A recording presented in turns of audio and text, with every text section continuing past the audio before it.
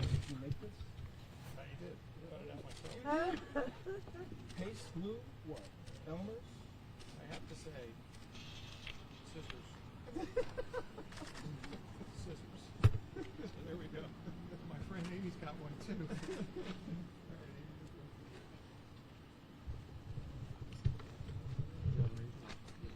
Oh yeah. Oh, that's right.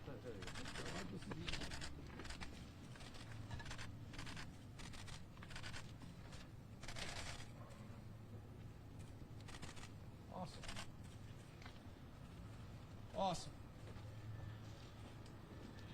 Well, the fan is a very strong community. They come together in thick and thin.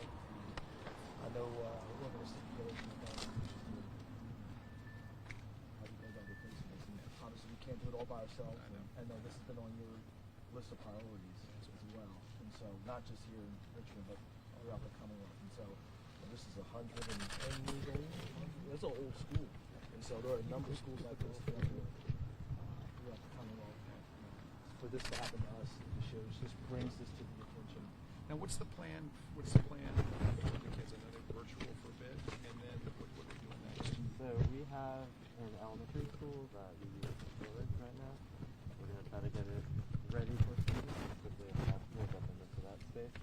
We've also received dozens of offers from churches and synagogues and other organizations to offer their space. So we're going to evaluate all of them and quickly move to get kids back into in-person learning.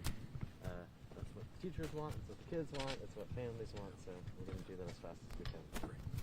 We've been overwhelmed with support from people with offers like this, and I mean Fox is really central to this community, and it's one of our, I think, beloved institutions. And I know people are wondering, when is it going to be back online? What are we doing with it? But I don't see anything other than Fox Elementary at 2500 Hanover. Good. That's great. Well, sometimes when we rebuild things, we can keep the history and yet have something that is bright and shiny new. And if we can do both, that would be pretty special. That would be pretty special. So thank you all. No, thank you. Thank you. Thank you for It was coming great down. to see you. Thank you for the call. Yeah. too. No, absolutely. Absolutely. I look forward to working together to make something happen. We appreciate it. Thank you. Absolutely. Okay. Thank you all. Let's get Secretary. Oh, did the zip tie. That's smart. Yeah, that's permanent now. That one's never coming off.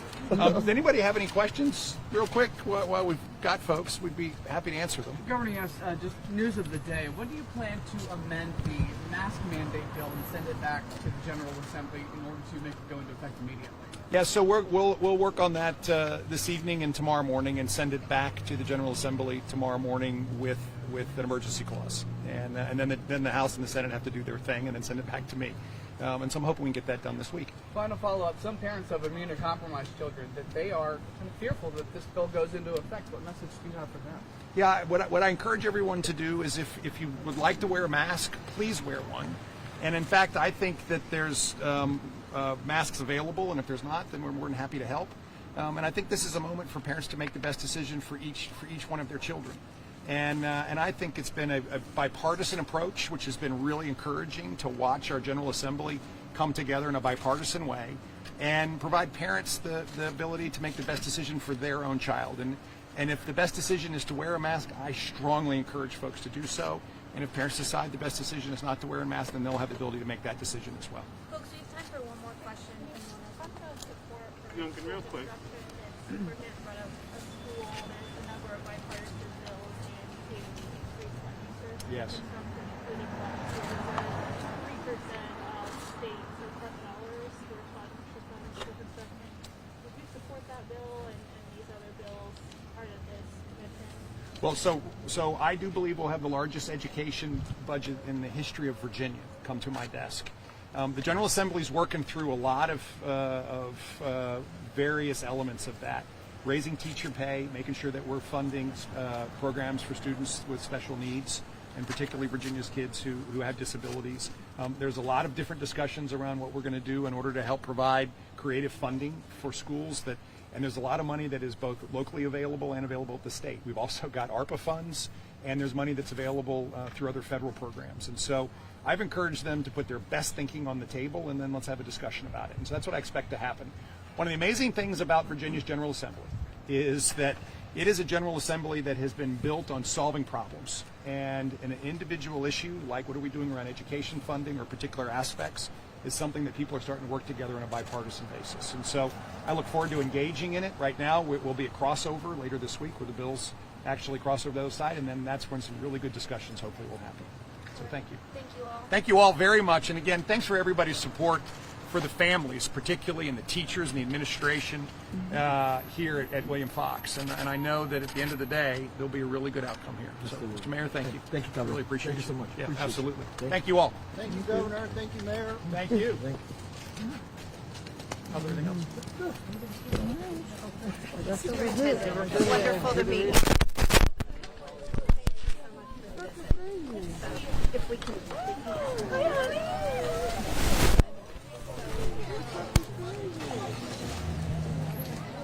What we could use help with is sort of like that. Even if you're sitting here, that costs like this is where the state.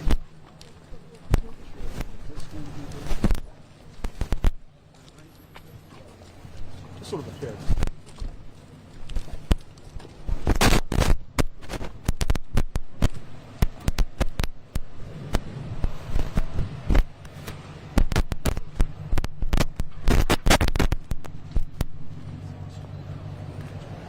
I'm just gonna have to ask you guys to back up when he starts walking so we can get in the car.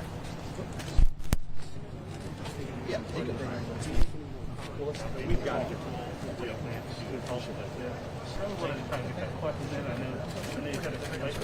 I know you've been busy. No, you talked this weekend. You said Yeah, let me see if you guys back up and then I'll try to get him right over here. We're right next to it. I went to the inauguration. One student. One student. Hello, Dave. Nice to see you. Nice to see you. Nice to see you. Well, we'll keep working. Okay. What's it? You mean a run? As long as I have a good joke for you, okay? From Secretary. Thank you. Thank you. Thank you. Thanks a ton. Hello, Preston. Oh, did you really? Oh, goodness gracious. And so oh, did you really? Oh, that's great. Absolutely. Well, it's. I know it's sad to see this. Okay, I'm going to come up and I'll tell you. Thanks for showing up. You have 9% on showing up. So thanks for coming by. Yeah, nice to see you.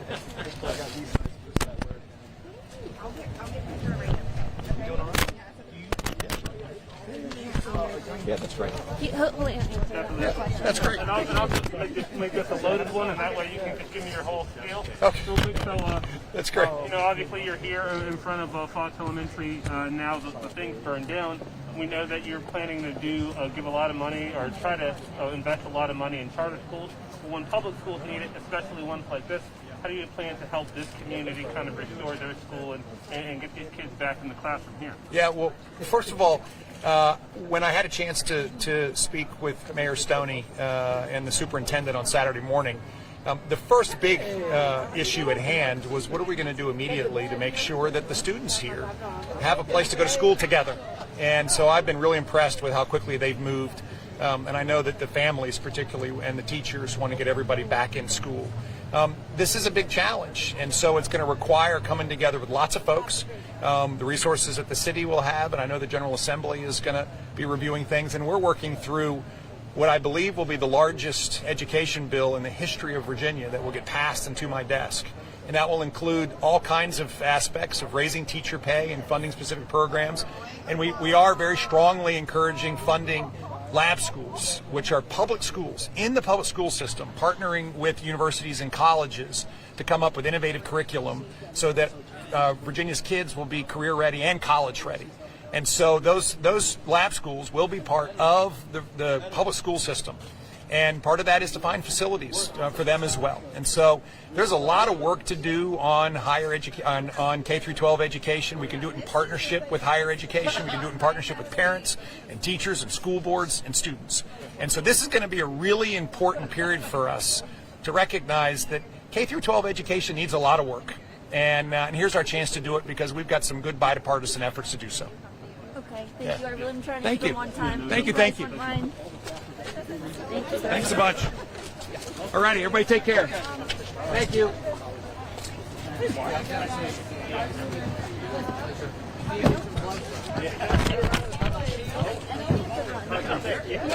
Yeah. Good to see you. You guys, we have to. Taking to the stables.